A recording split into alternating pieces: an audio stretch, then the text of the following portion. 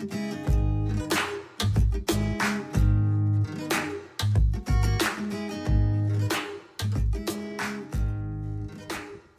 episode of Socially Democratic is presented to you by Dunn Street. Dunn Street is a progressive campaign agency that specialises in community organising. We partner with businesses, organisations, unions and social democratic parties across the globe to develop community organising strategies and train leaders to build power from within their community. And in 2022, Dunn Street will continue to work with folks that want to share their stories, inspire others, take action and organise communities for change. To find out how you can partner with Dunn Street, hit us up at dunnstreet.com.au. Socially Democratic is also brought to you by Maurice Blackburn. Maurice Blackburn's dust diseases team have accumulated more than 20 years of experience in asbestos litigation and pride themselves on ensuring that their clients not only receive the best compensation results, but that they are supported during their stressful and traumatic time. And Maurice Blackburn are looking for a passionate full-time associate to join their dust diseases team in their Brisbane office. To apply, go to mauriceblackburn.com.au/careers. Hello and welcome to another episode of Socially Democratic, your weekly centre-left politics and organising podcast, out every Friday that dives into the progressive campaign issues of the day and the people leading them from home and abroad. And my apologies for missing out on it. Well, I know I say that our podcast comes out every Friday. We miss an episode just Friday, just gone. I've literally just come back from a trip overseas, and would you believe it, on the flight back, I got COVID. So last week I was a bit crook and feel a bit sorry for myself. So unfortunately I had to sit on the couch for a week, just basically watching sport. It was pretty painful. But my voice wasn't up for doing an episode, so we sort of had to push it back. But anyway, what we're going to do to make up for it is we're going to give you two episodes this week. One which we're putting out on Wednesday. We're recording this on Tuesday.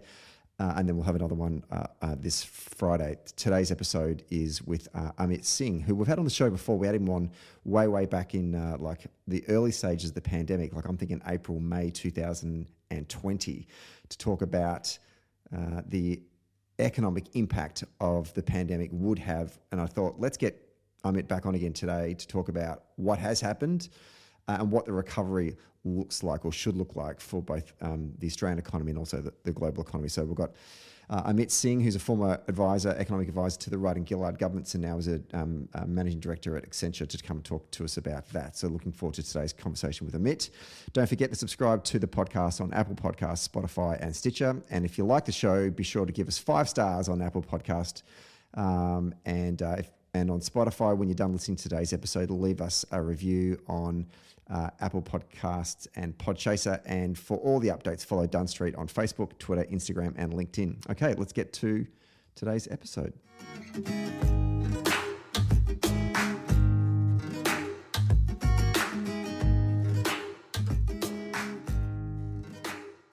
Okay, we're taping this one on a Tuesday afternoon on a warm summer's afternoon in downtown Melbourne, and I'm joined on the line by the former economic advisor to both the Rudd and Gillard governments and now a managing director at Accenture, returning for his second time on the show. Amit Singh, welcome back to Socially Democratic. Thank you. Thanks for having me. Now, the last time you were on the show, we were in I guess I would call it the embryonic days of the COVID pandemic, which was back in, I had to go check, it was actually April 2020, which now feels like a decade ago. And you were talking about the impact, the economic impact a global pandemic was going to have on both the Australian and the global economy. I actually went back and listened to the episode, which was interesting because now it just feels like we've been through so much since we talked about what possibly could transpire. So I wanted to get you back on the show now just to talk a bit about where we've been and where we're going. And one of the things that was interesting about what you did talk about on the show was the complexity of addressing such an economic crisis. And you broke up the response into 3 distinct phases. The first phase being the response to the crisis, the second one being the recovery from the crisis, and then the third one being the repositioning of our economy out of that crisis.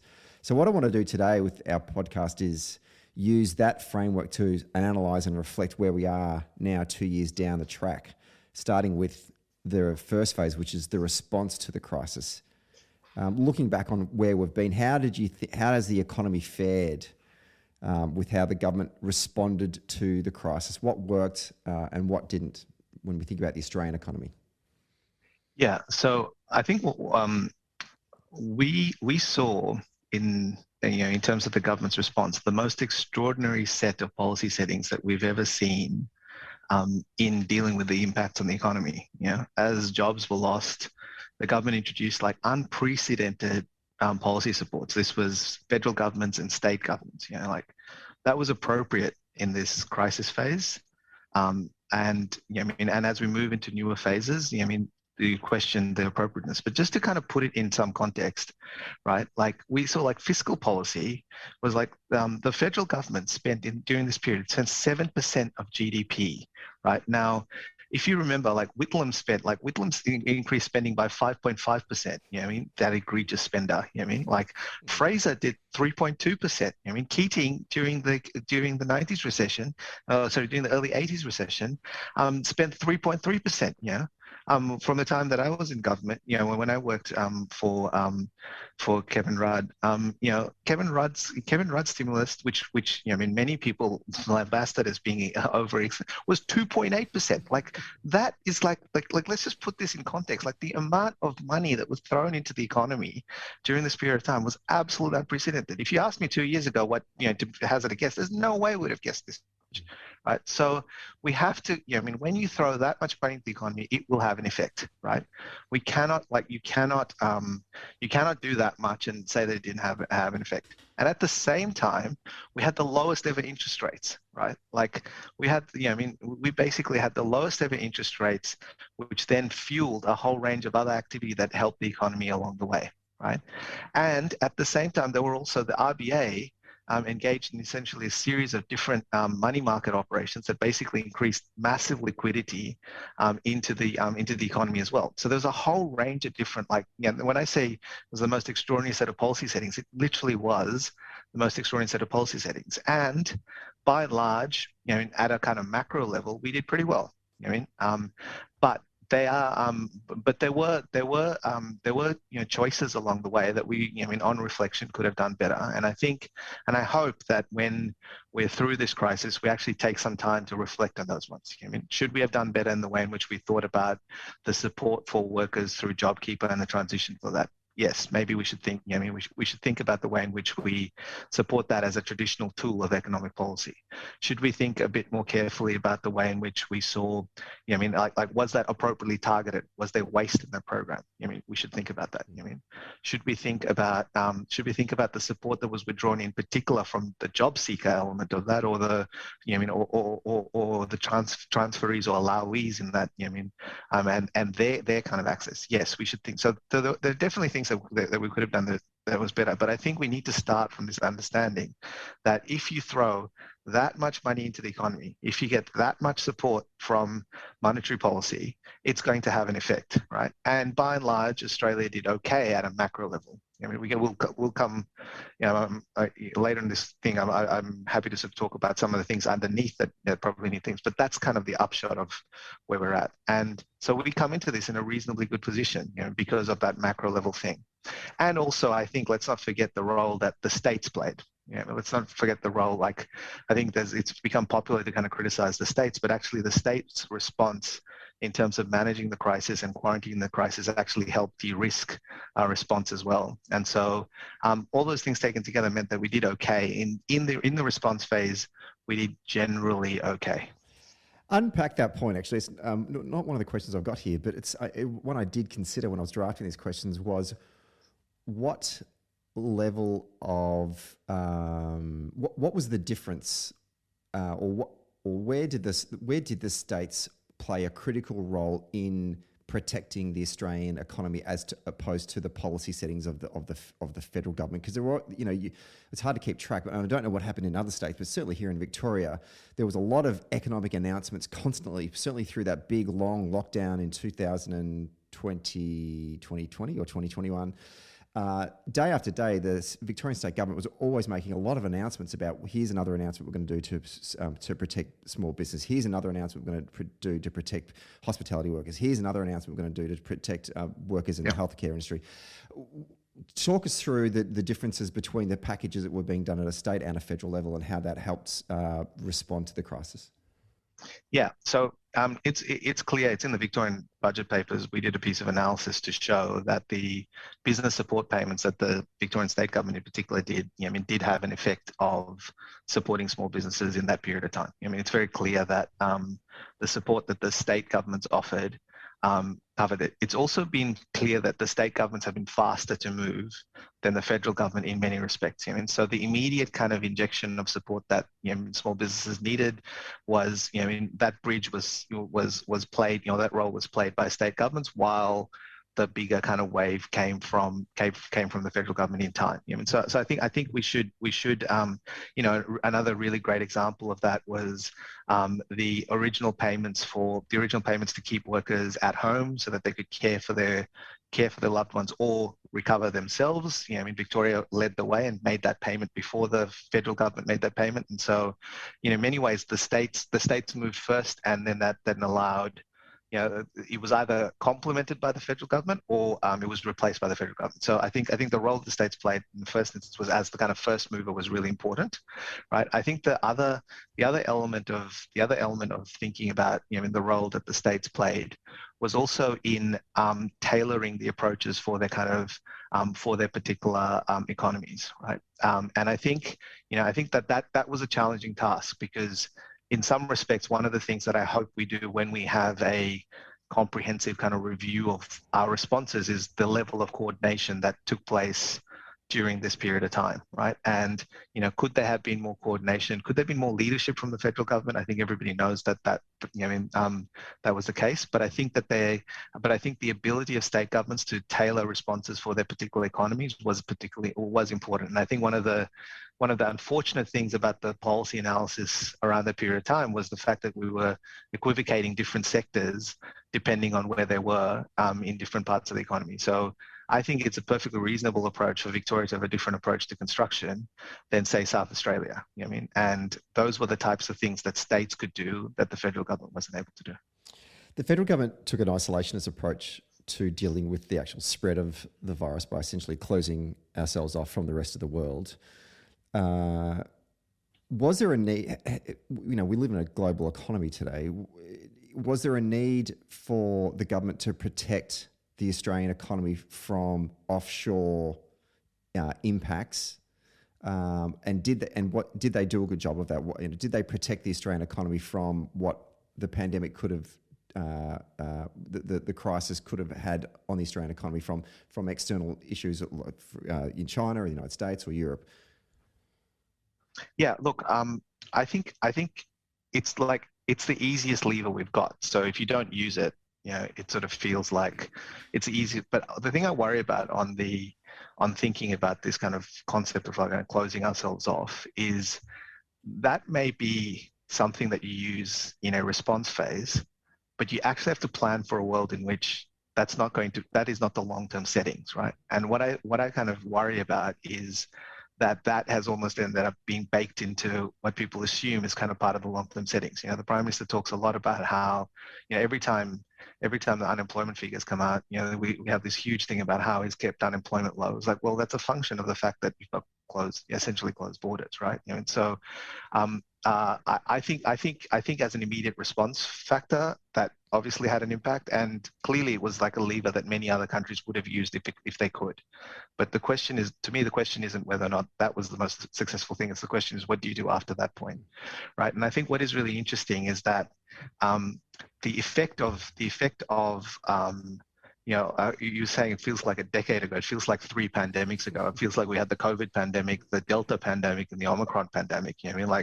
Everybody was worried about the once in 100-year pandemic, and I was like, I thought we had 3 of those in 2 years, right? But I think once that sort of shifts, once that focus shifts, we'll go back to the same conversations about things that matter for the economy, right? Like, how do we think about, and new issues will emerge, right? Like, how do we think about cost of living and inflation? How do we think about the skills shortages that exist in the economy? How do we think about rising interest rates?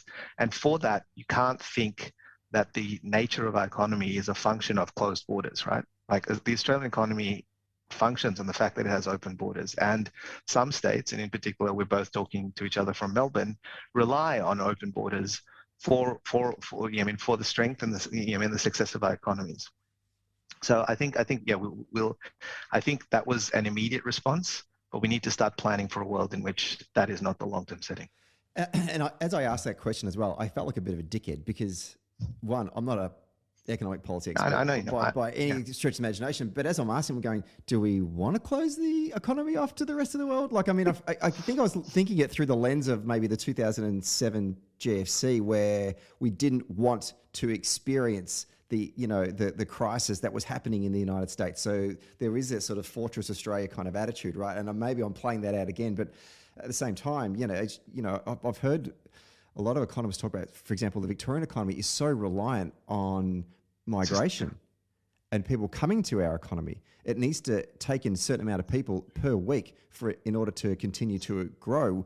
What kind of impact has that had on the Victorian economy, where there's just not been a lot of people being able to move to Australia, either from other parts of the country or from outside of, from migration from outside Australia as well? I mean, has that had a detrimental impact on the Victorian economy, for example? Yeah. So this is the consequence of the effect of the two things, right? Sorry, this is the implication or the effect of closed borders has no doubt had an impact on the Victorian economy. If you think about the Victorian economy and where its biggest earners are international education, tourism, the hospitality sector. Like the whole idea of Melbourne's livability is a function of the fact that it is a cosmopolitan city that has, that embraces different cultures and different aspects of life. So I think it is no doubt had an impact on the Victorian economy, right? The way in which we think about major events and other things have been disrupted by that, right? But I think but as I was saying earlier, I think the combination of closed borders and the amount of support that the economy has been giving, has received, have kind of now created some pressures in the economy that we should be worried about, right? We should be worried about unemployment is low, and that's a great thing. We should never, we should always want low unemployment, but it is lower than it has been at any point since the mining boom, right? Job vacancies are nearly twice as high as they were before the pandemic. Job vacancies are actually at the highest level they've ever really been. House prices are, try and buy a house in Melbourne or Sydney, you can't, right? Like, house prices are going up. Retail trade has basically exploded. Last year, we had the single greatest increase in our wealth in history, right? So all those things are a function of the fact that the economy isn't operating in the way in which it should.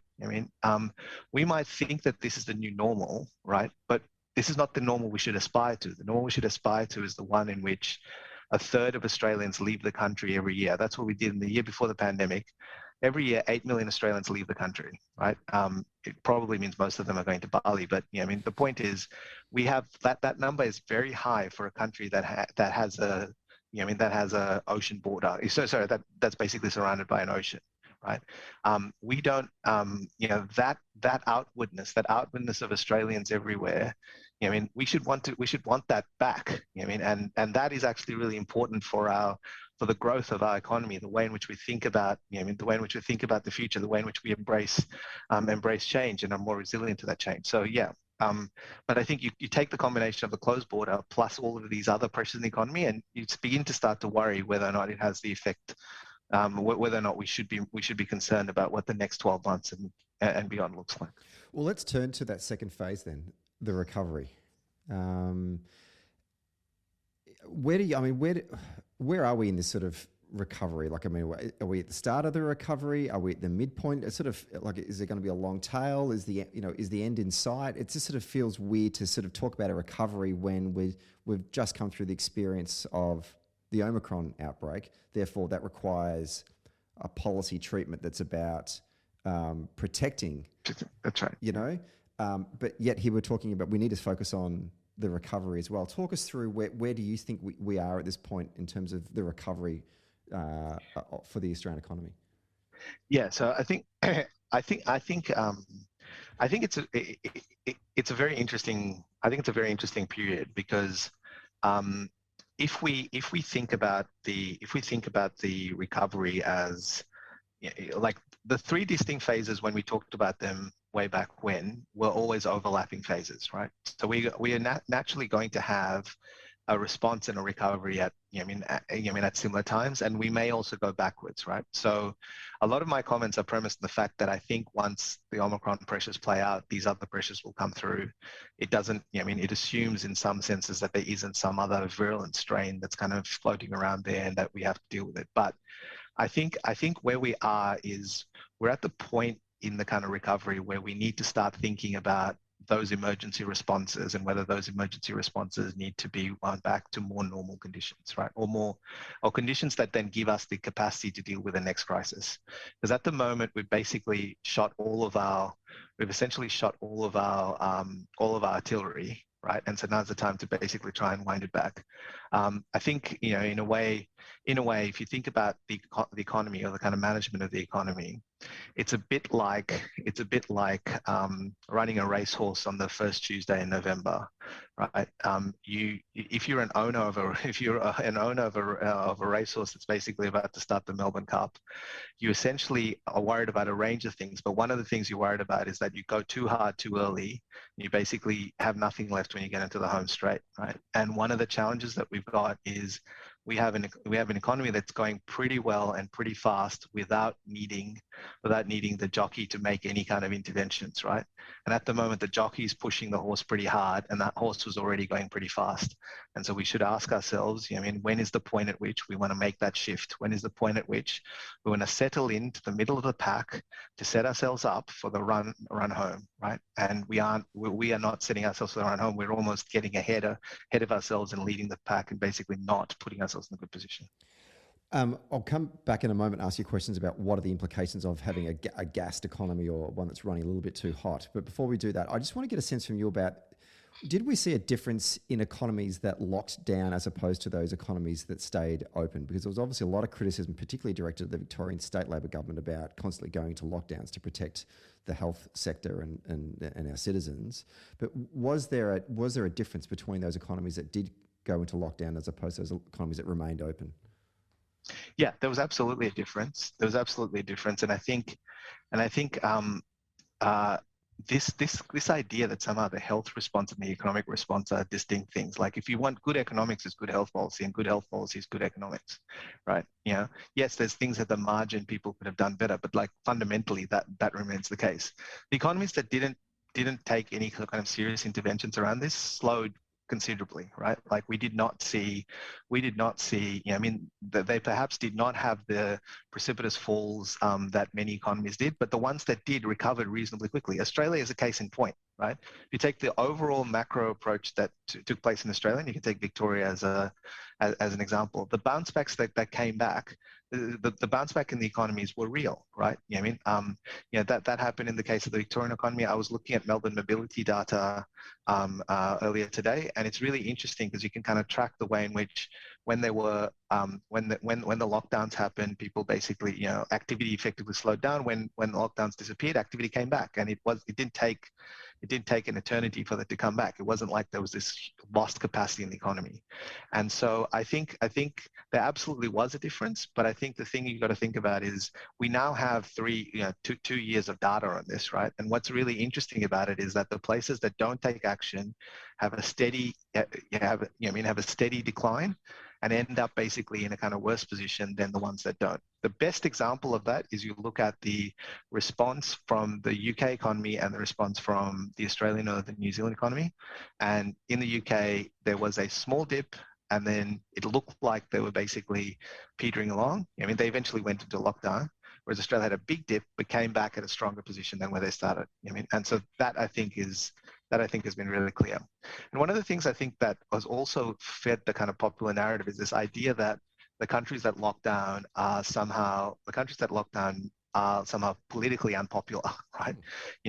Antonio Costa was not expected to win his election, right? Like Antonio Costa, the Portuguese Prime Minister, was re-elected for the first time in, I think it was like, I'll get it wrong, but for the first time in some decades with a majority, right? With a majority. I love Antonio Costa because also part Indian, you know what I mean? And Portugal ran a policy that was not too dissimilar to Victoria, right? So that, like, the idea that somehow, these things are economically bad or politically bad is just some kind of other, commentary rather than actual evidence, right? And I think what we're seeing is there was absolutely a difference in the economic status, there's absolutely a difference in the health outcomes, and there's absolutely a difference in the political outcomes as well. One of the things just on this, the ones that stayed open, the ones that stayed closed, I think what is interesting though is it also mattered what you did when you did, or when you either stayed open or when you closed, or when you took a restrictive kind of action and made the most of your time. And I think this is where the three phases matter a lot. You can nail the response, but if you haven't thought enough about the recovery, then it becomes really difficult, right? You'd argue that New Zealand was probably pretty close to the best country on the response, right? It had a lot of features that allowed it to be, but it is having a real doozy of a time on the shift to the recovery. So a lot of places are going to get caught up in this shift from response to recovery, but it's really, how do you use the time that you bought in each of these phases to think about the next? It's an interesting point you say there, Amit, because the economic recovery is so interlinked with the health response. And one of the things I've read during the week, a lot of economists are attaching the economic recovery to citizens getting the booster shots. And to avoid that cycle of going back into lockdowns that we've sort of experienced over the last 2 years, not just here in Victoria, but obviously in New South Wales as well. And what I'm finding interesting from a public leadership standpoint is why the Morrison government, and in particular why Scott Morrison, isn't being more forthright in his communications about the need for the public to get their third shot and to get their booster. And he's leaving it up to state governments to make that call. I don't understand why he's not doing that, because all the economists are saying if people can get their boosters, we're far more protected against any other variants that might outbreak in our community. Therefore, you're protecting the economy as best you possibly can. Whereas Scott Morrison is just completely missing on that and not coming out there and saying, hey, everyone, we did so well in getting your first shot. We did so well in getting your second shot. And it is remarkable when you think about it compared to absolutely other extraordinary Western democracies. Why he's not going out there now and saying, hey, that's great, but now you've got to go get your booster as well.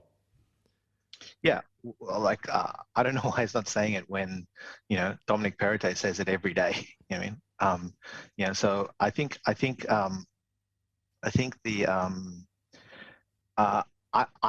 I'm not a public health expert. I'm not going to pretend to be a public health expert, but what I do know is that the aspiration that our economy has, needs to pull this lever to protect the health system, which we absolutely need to do, and the economic case for that is clear, right? Should motivate us to basically think about every possible tool that we can to avoid that particular lever, right? And I don't think anybody wants to see that. And I also think that we should have enough faith in people, right? I talked about the mobility data, right? Even if we don't have lockdowns, people basically do their own lockdowns, right? You look at literally Melbourne, mobility in Melbourne City without, effectively during this kind of recent period fell markedly, right? Now, this wasn't a particular thing because Victorians are weird or in the Massachusetts of Australia or whatever it is, right? The same thing happened in New York City, right? Whether or not you choose to do lockdowns or not, people's behavior and activity, we live in a market economy, is a function of it, right? So we should be encouraging people to do boosters. We should be encouraging people to do anything that they possibly can to prevent the spread or to prevent essentially anything that requires governments to take lockdowns, right? So, I think the idea that we want to have an economic cycle where the lever of lockdowns is something that can be deployed is something we should aspire as much as we can to avoid.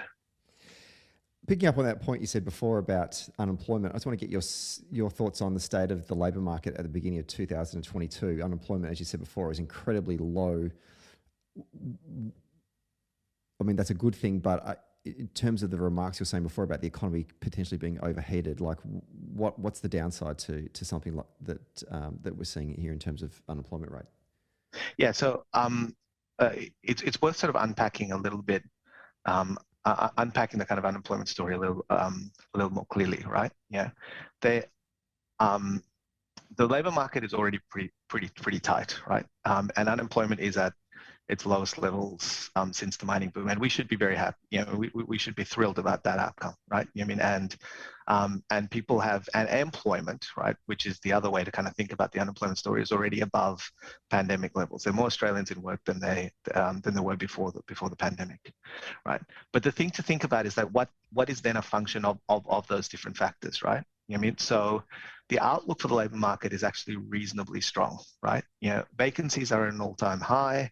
They're nearly double the pre-pandemic level. So there's kind of a pretty decent amount of data that basically shows that there's little slack in the labour market, right? And sorry, that there's little slack in the labour market, and maybe even the rate of unemployment could go a bit lower. There's also different bits of data that show that the skills mismatches that exist in the economy are slowly being ironed out. And so basically our labour market is performing reasonably well, except in some particular pockets where there just isn't enough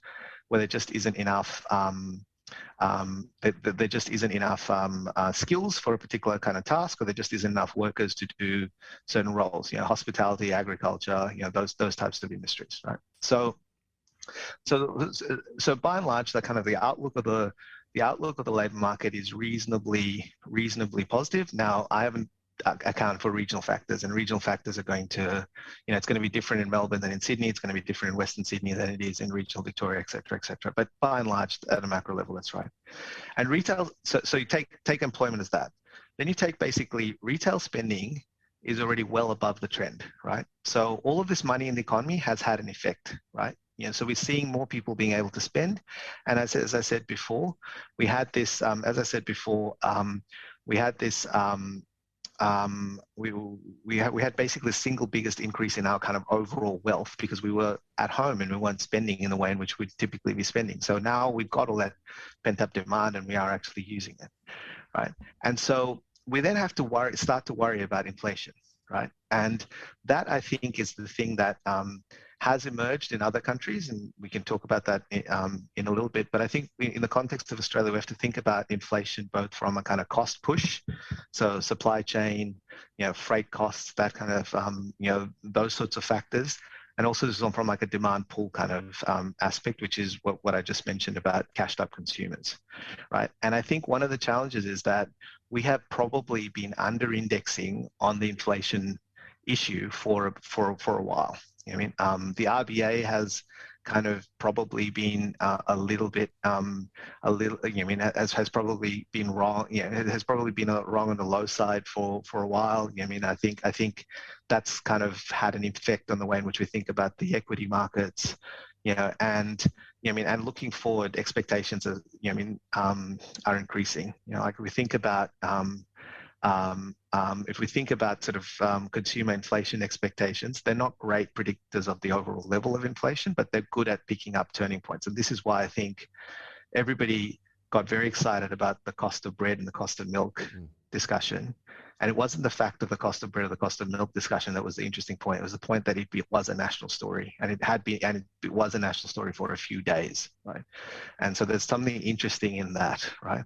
And so we have to think about this kind of idea about consumer expectations about rising inflation. In the US, the single biggest issue that US voters are worried about is inflation. I'm pretty sure, if you ask them to unpack it, it'd be pretty, you'd have to worry about it. But inflation in the US is the highest it's been in 40 years, right? In the UK and Canada, inflation is rising at the fastest rate in 30 years, right? Like, well, part of the issue on the Freedom Convoy in Canada is that it's gained some, I still think it's fundamentally still not, hasn't reached kind of national popularity. But the reason it's had even just a small murmur of like attention is because of this kind of challenge around inflation.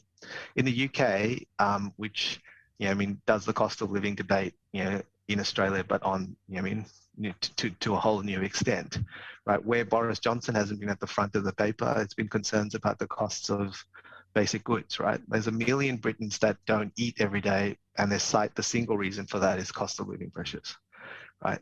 And so we have to kind of think about these particular things. And just because it's sort of reaching just because it's reaching 5 to 10% in other countries, right? While that's important, it doesn't necessarily mean it will reach those levels in Australia. But global inflation does affect Australia in two channels, right? One channel is that high inflation in other countries will drive interest rates up. And we already know that house prices are up, so higher interest rates is going to create a new level of pressure. You know, a lot of people have bought those houses on the basis where they think that the so-called forward guidance or open mouth policies, you know, which sounds a bit awkward, but that's actually what they call them, right? You know, I mean, that the Reserve Bank has been engaged in is going to hold true, but you know, you really have to worry about that. Yeah. Anyway, but yeah, I mean, so interest rates will go up, but then also as Australia's relative interest rate falls, our currency falls, and because investors move into high yield jurisdictions, and a lower currency means that imported goods are more expensive in Australian dollars. It means that your recent trip would have been much more expensive, right? And in this way, we start to import high inflation, both through the currency effect and also through the tradable effect. So, so you asked me a question about unemployment, and I finished by talking about inflation. It's because I think unemployment is a challenge and remains a challenge, and within specific aspects of the labour market. But I think the thing that economic policymakers should be worried about, the thing that's front of our faces that we really need to be thinking strongly about, is inflation, right? So yeah. With that strong demand for workers in sectors like hospitality, agriculture, retail, transport, will we see the market meet that demand with higher wages? I know that I've read a couple of pieces during the week talking about there's a view now that both in the private sector and in the public sector, companies are more open to negotiate higher wages.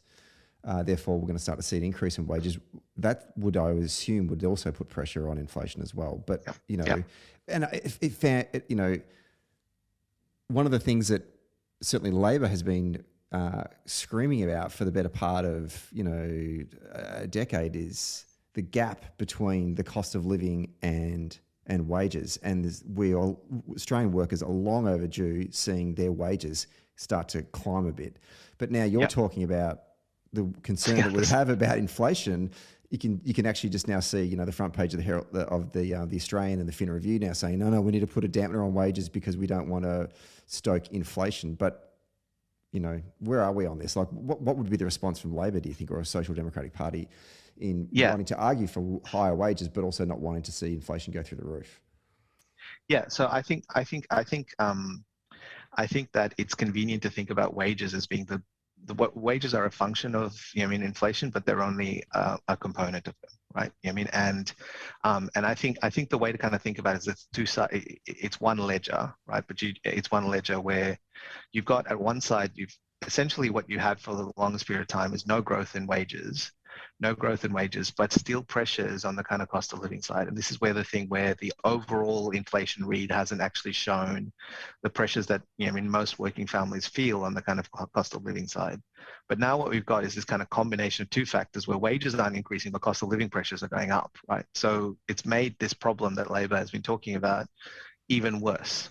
Now, I think the challenge, I think, on wages is it's about a fundamental rebalancing of the economy and thinking of, there's two ways to think about wages. There's one, which is the short-term issue around market wages to get people in the right roles where you need them. And this is where this kind of discussion around hospitality, agriculture, retail, and transport kind of comes in. We saw that a little bit in the mining boom and how that kind of responded, where, people were earning extraordinary wages for certain things because they just needed to get done. And those are kind of short-term market kind of challenges. There's a longer-term structural issue on kind of wages and how we think about wages in the parts of the economy that are essential to function but are undervalued, right? And this is where we kind of get into, this larger conversation about the care sector and how we think about the care sector and everything else. So, but let's deal with your question was more focused on the kind of shorter term question. I think that the market, I think it's a bit complicated. It's a bit more complicated than simply the market will rise to meet those particular wage demands. The function of that is because we are non-normal settings, right? The labor market is effectively constrained by no migration, and migration into these particular migration was a strong function of what actually sustained the labor market in those particular industries. And once you have migration, once you have migration, or at least a resumption of some form of migration, that will ease some of the pressures there. But I think the idea that somehow we need to be worried, about inflation. That is right.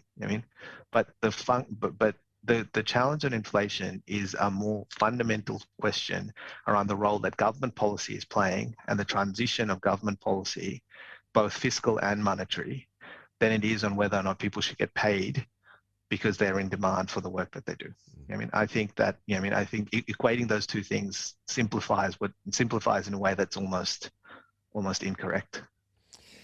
When I was in the States, obviously a lot of people were talking in the front page of all the papers were talking about supply chain issues in the US, and then the impact that was having on the cost of goods.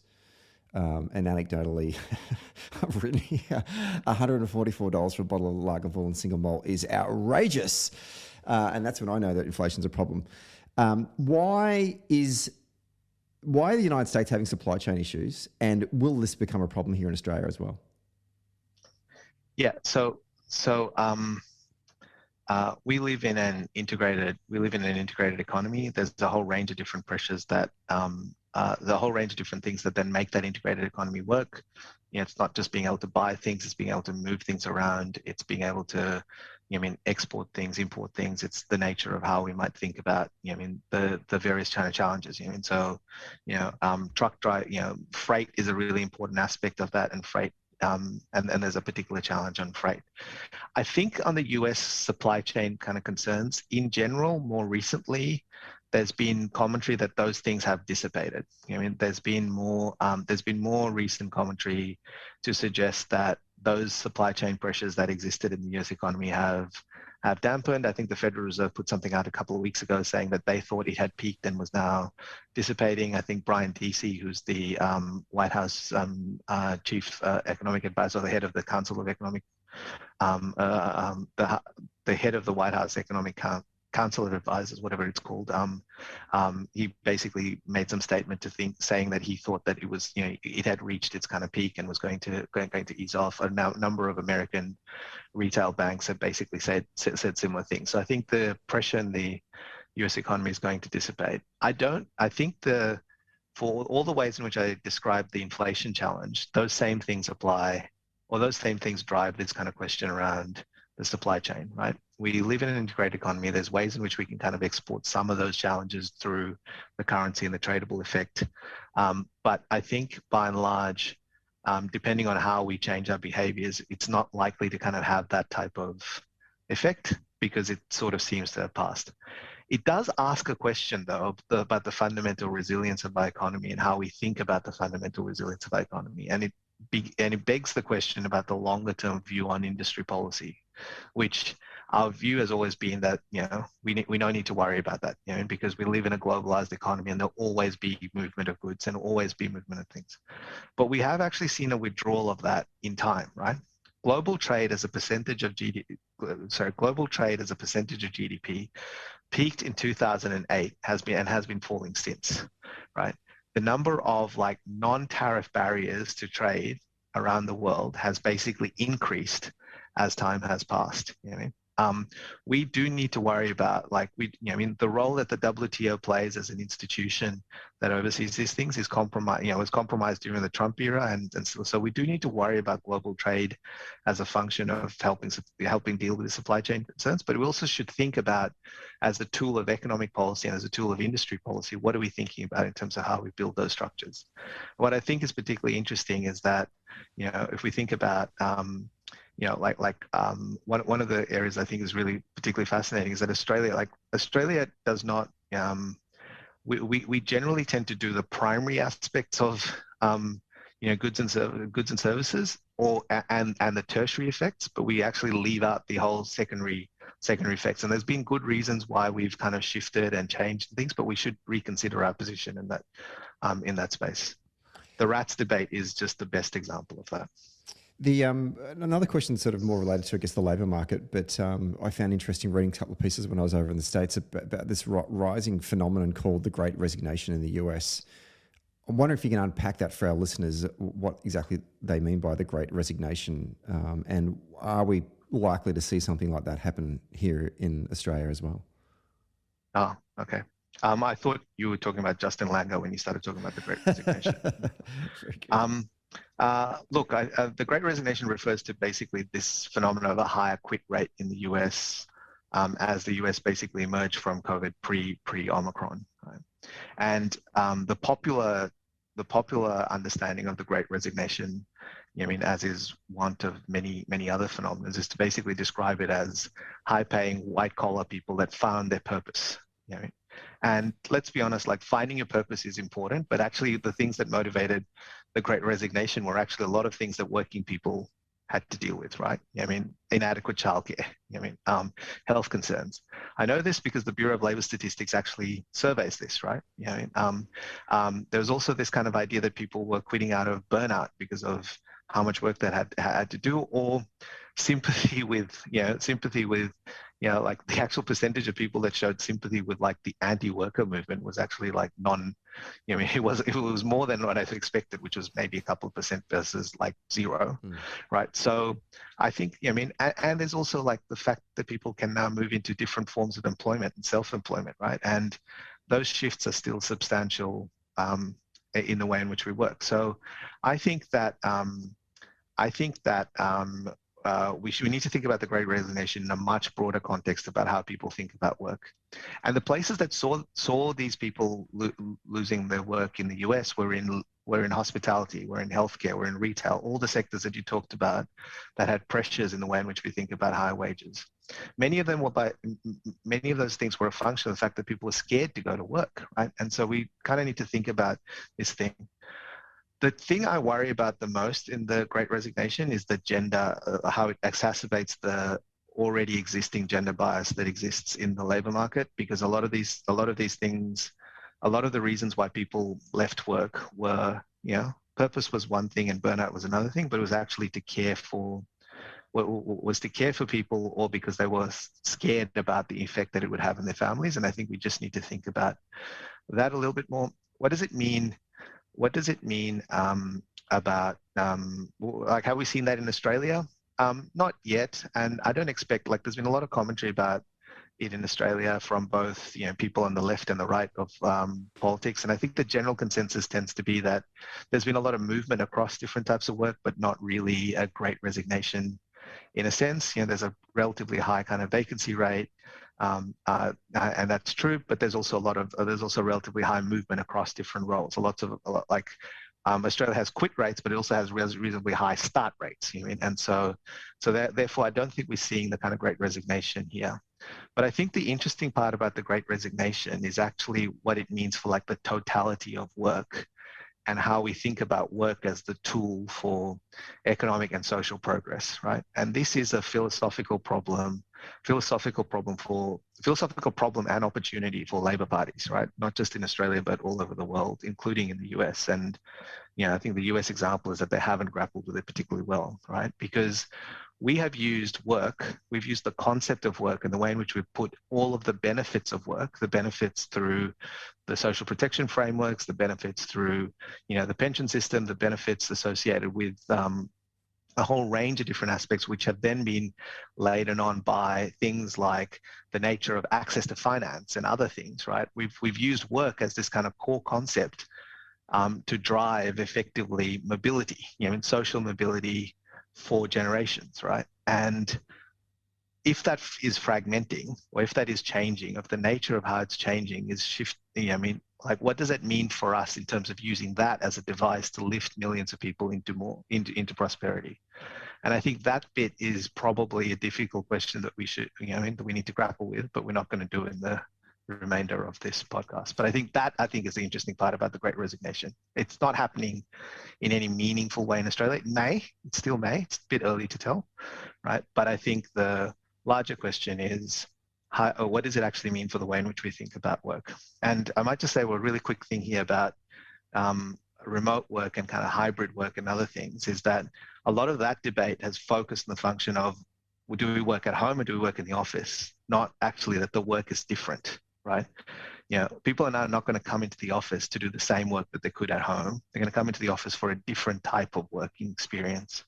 And people are going to, so it just the whole way in which we think about work has to change. Now, that has a lot of challenges, and it's easy to think about the challenges, but it also creates a huge amount of opportunities for the economy, but also for progressive political movements. Yeah, I guess in Australia, anecdotally anyway, from my own experience talking to sort of friends and family and colleagues and the like, is that it feels like it's the great reshuffle that's happening right now. A lot of people are reconsidering That's right. Yeah. the work that they're doing right now, and is that something that they want to continue doing? Returning and working from home is meant that they've got a different outlook on how they work. Some people have enjoyed that experience and want to do more of it and want to be in a work environment where they can do that. Some people have hated it.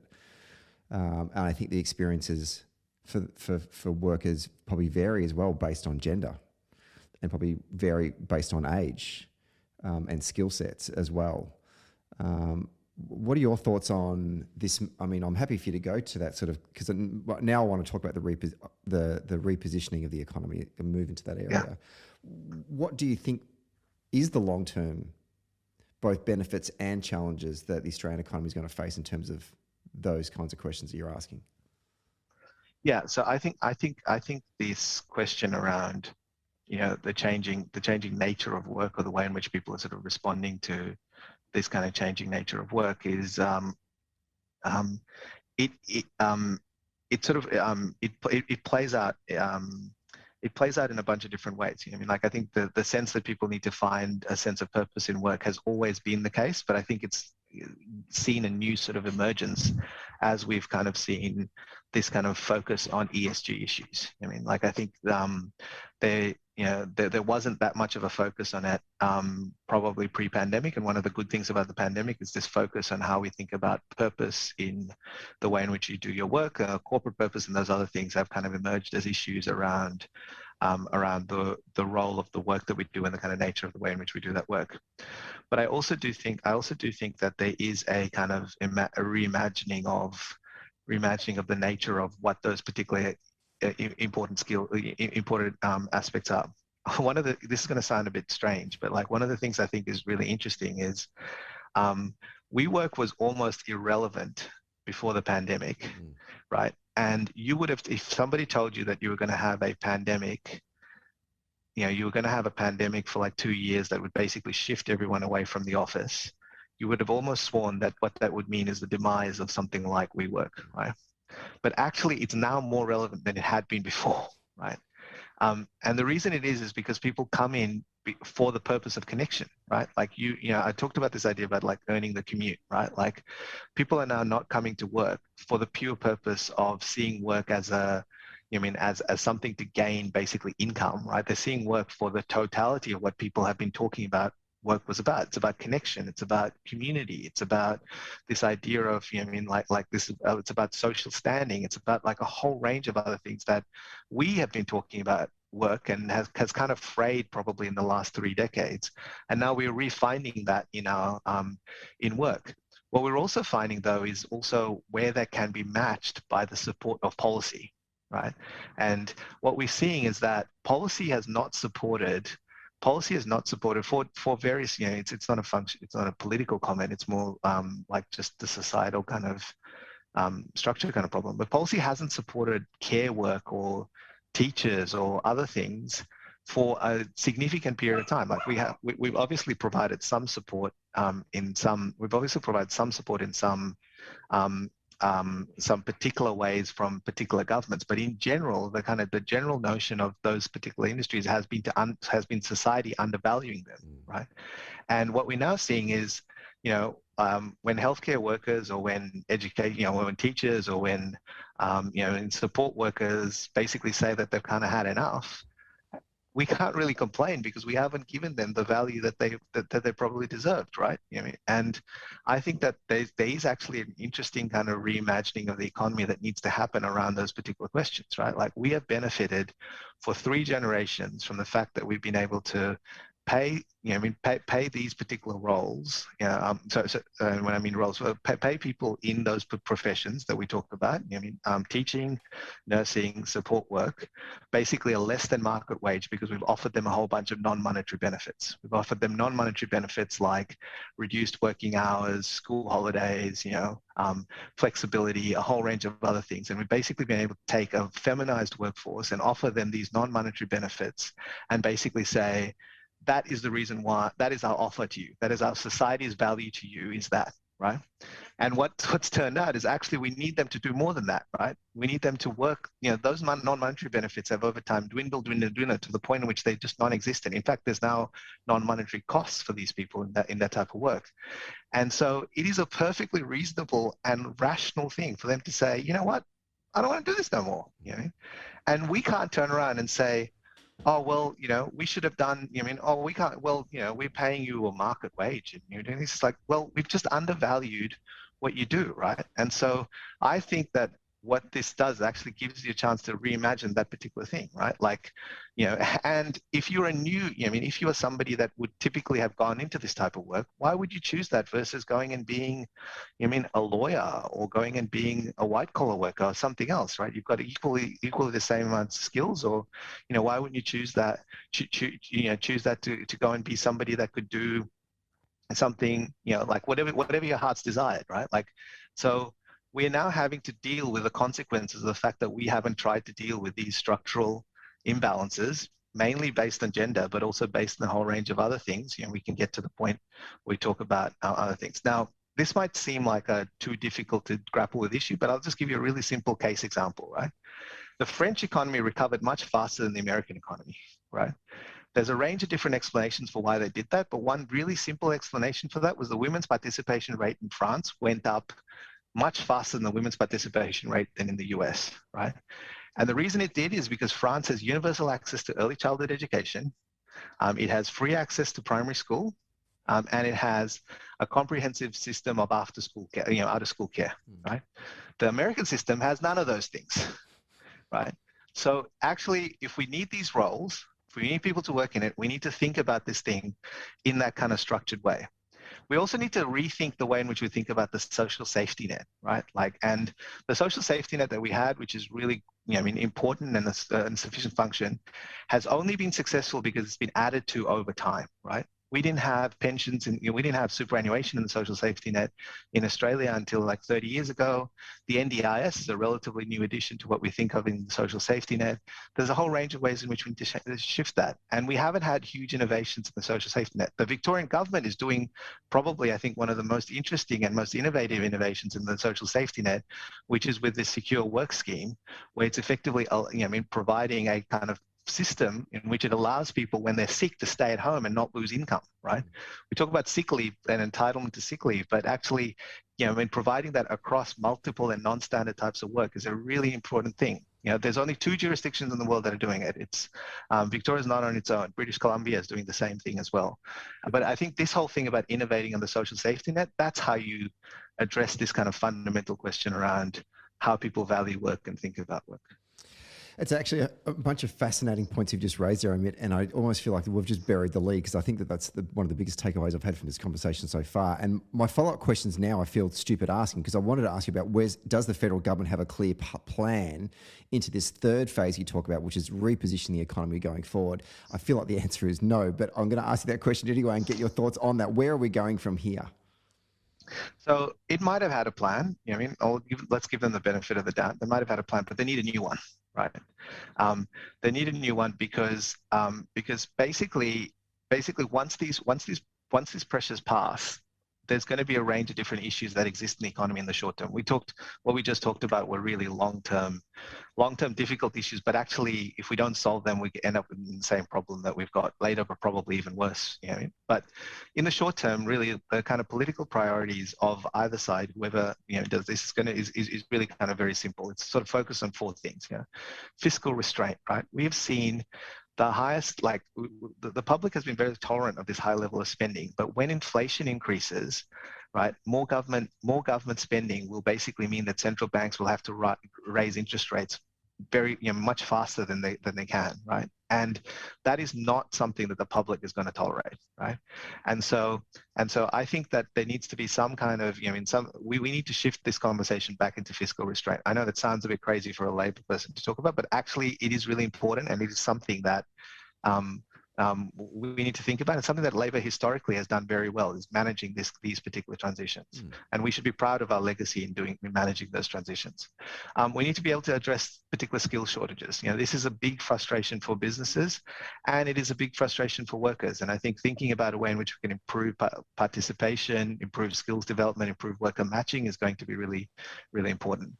I think we need to think carefully about cost of living pressures. Those cost of living pressures are a function of capacity constraints.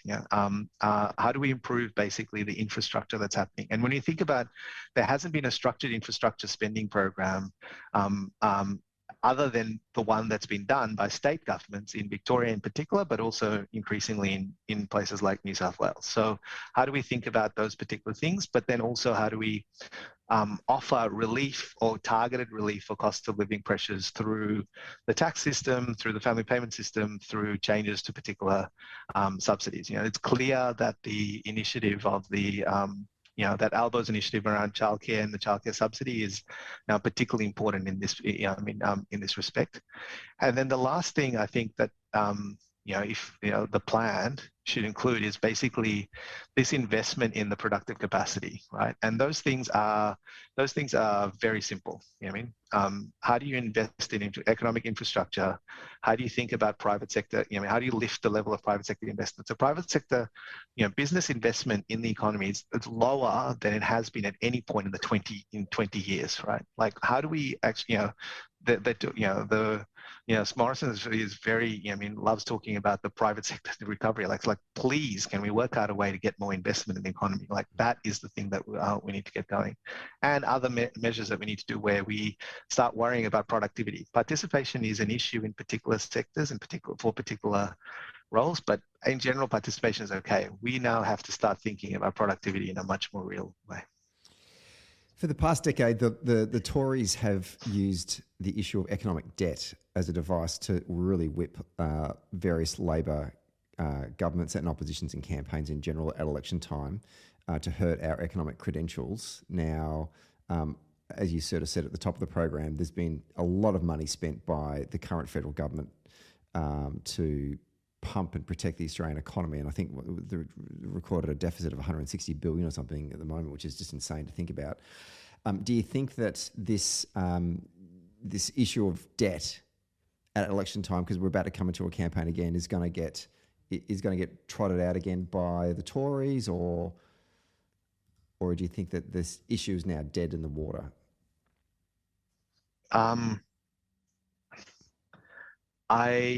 I don't know whether it gets trotted out by them as an issue, but it is definitely an issue we shouldn't be scared to talk about. It is definitely something that is an actual issue in the economy, because I think that the economic conditions we have today are very similar to the economic conditions they were in 2007, right? And I've banged on about the reason why we need to think about the fact that the economy was, in 2007, the economy was reasonably strong. Employment was reasonably high, because of the mining boom. But there were pressures in the cost of living. There were rising prices in groceries and fuel. There were, interest rates were rising. There were skill shortages. These are all conditions that exist today, right?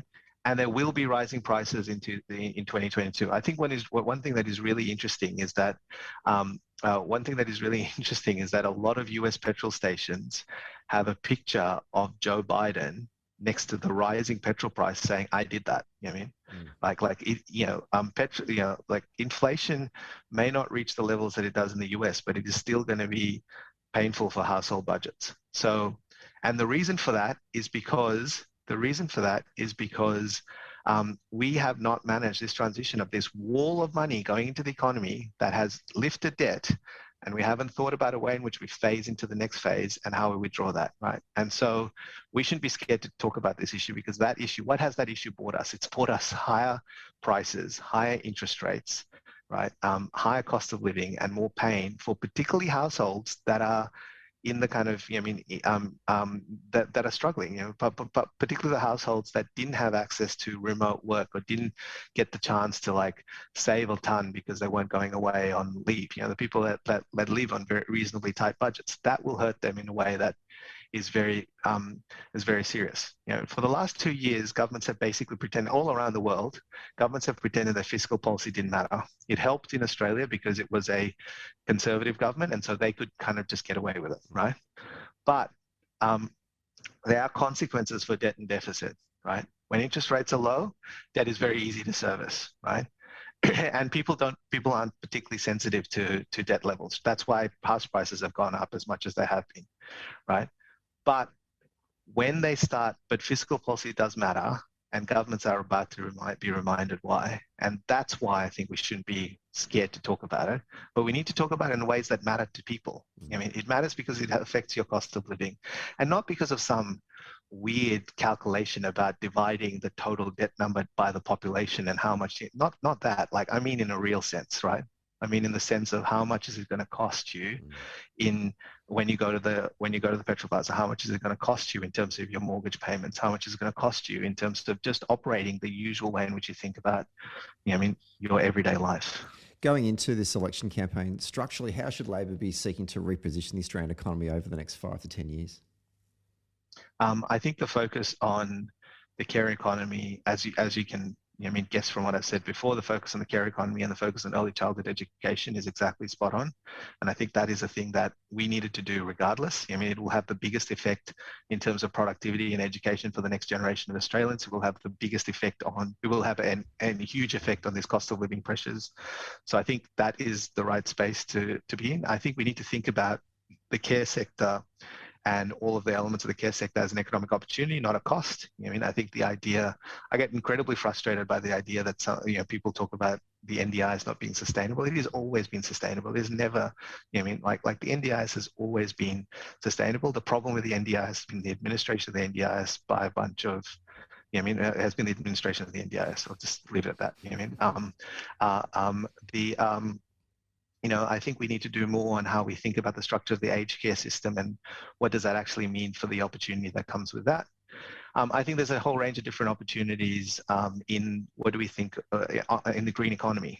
Australia, there was a fascinating report done on battery manufacturing in Australia. Australia does every aspect of the battery production phase, but doesn't actually make the batteries in Australia. And there's so much we can do to do that.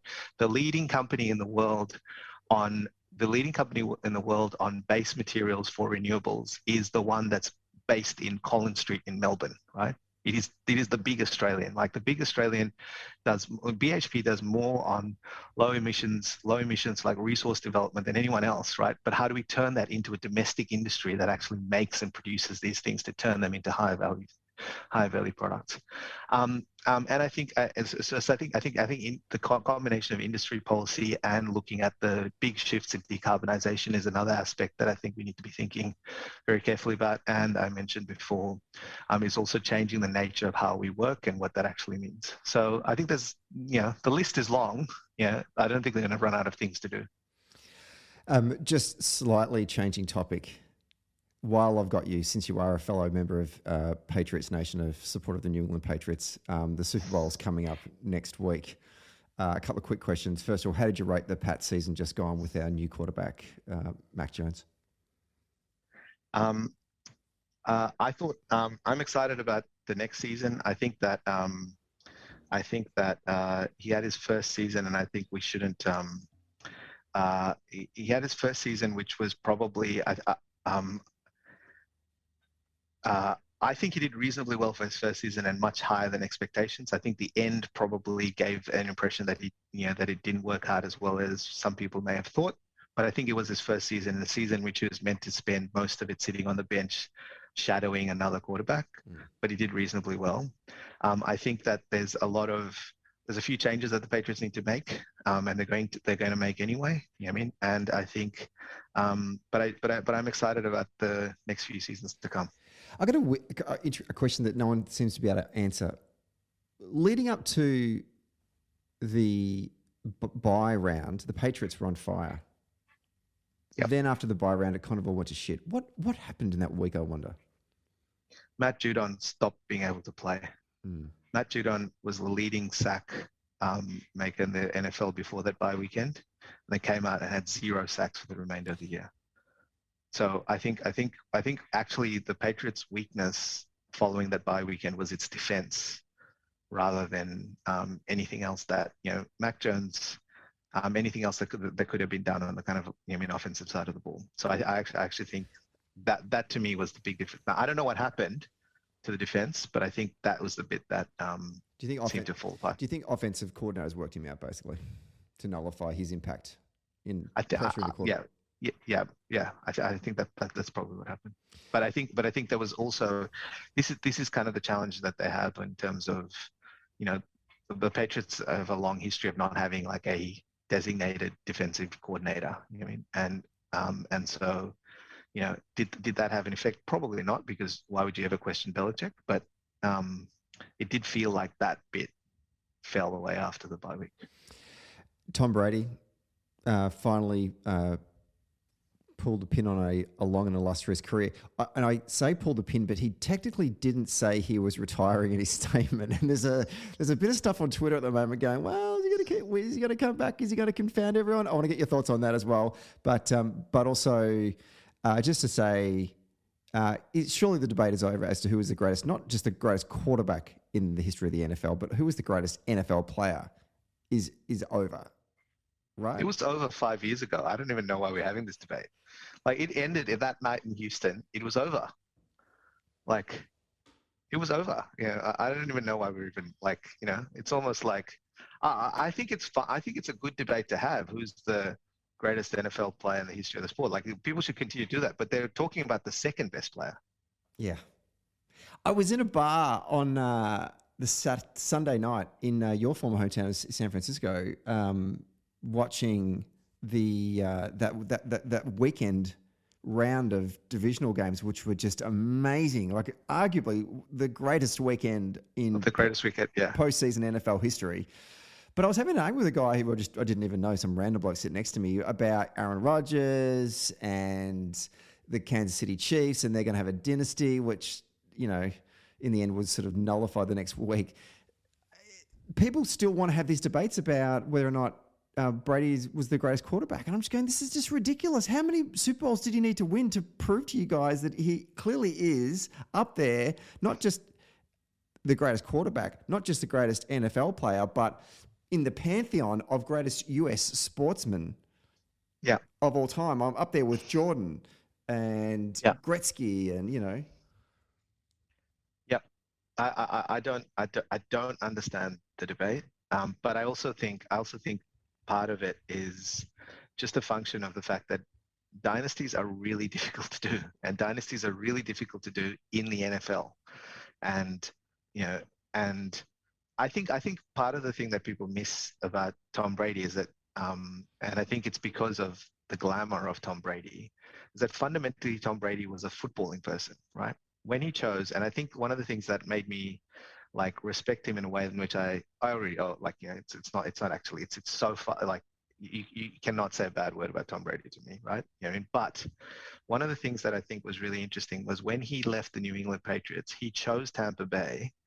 Of all the teams he could have possibly gone to, he could have gone to any team in the NFL and they would have had him with open arms, but he could have particularly gone to New York, San Francisco, or Los Angeles. And he chose to go to Tampa Bay, right? Because it was a footballing decision, right? And what that showed was that all Tom Brady cared about was footballing decisions, right? And that's the bit that I think a lot of people under-index about his things. Like, maybe he's not the fastest guy, maybe he's not the most athletic guy, maybe he's not this thing.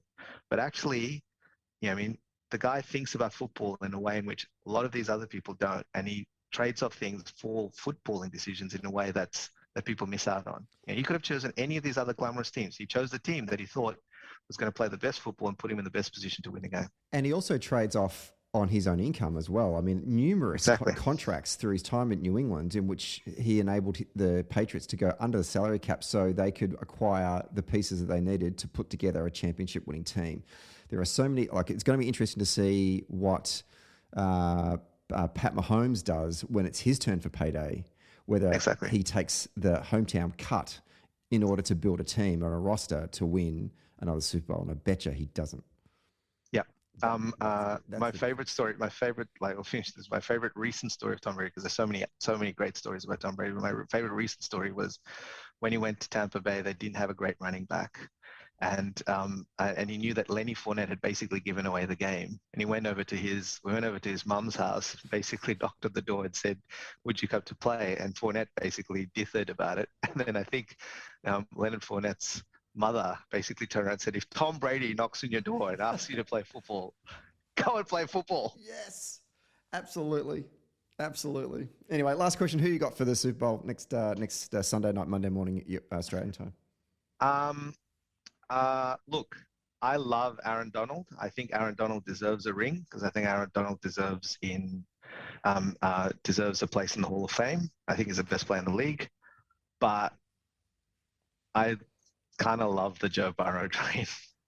Yeah. And there's actually a lot of Joe Burrow. I said to a friend the other day, which is sacrilegious. I know this, and so I apologize in advance to you in particular, Stephen. But there's a lot of Joe Burrow that reminds me of TB12. There's a lot of finding a way to win a game when you're not really supposed to. Yeah. Never thinking that you're actually out of it, and this kind of weird love that his teammates have for him, right? Which is can't easily be explained. There's a lot of that I kind of like. I mean, so yeah, I'm pretty, and I also like the idea that two guys who played in college together, who grew up reasonably close from each other, who then were played for the same NFL team, right? And who are possibly going to go and disrupt everybody's kind of season. There's an infection about the Bengals that I just can't get around, that I can get around so much. I just watching them through the playoffs has been a lot of fun, and I just want them to see them go all the way on Super Bowl Sunday. I also feel like the Bengals won't get another go at this, right? Like, no. This is their go, right? So they should, But if the Rams win, I'll be very happy for Aaron Donald. If not, unhappy about anybody else. And there's also a hilarious story about how I once managed to get back into a bar that I'd been kicked out of in New York because of OBJ. So I'm not going to complain about that. So. Very good. Amit Singh, once again, thank you so much for taking your time to come on the show. It's always an insight into economics that you bring that I certainly don't have, and I know a lot of our listeners will certainly get a lot out of it. And we really do appreciate you coming on today just to talk us through it. And I think this is, the next 4 or 5. Actually, I'm trying to work out how many weeks until election, like a couple of months anyway. It will be fascinating to watch the debates between Labor and the Conservatives over how they're going to manage the economy going forward, because obviously that's, the economic conversation is where you win elections. And I really hope that Albo and his team have got the answers for the Australian public, because this recovery is, going to be so critically important for Australian working families. And I really do appreciate your insights in today's conversation. Yeah, I think the point that you make about, if we get the recovery wrong, the pain that it may cause to working families is significant. So we should be worried about it a lot. Thanks, mate. Thank you.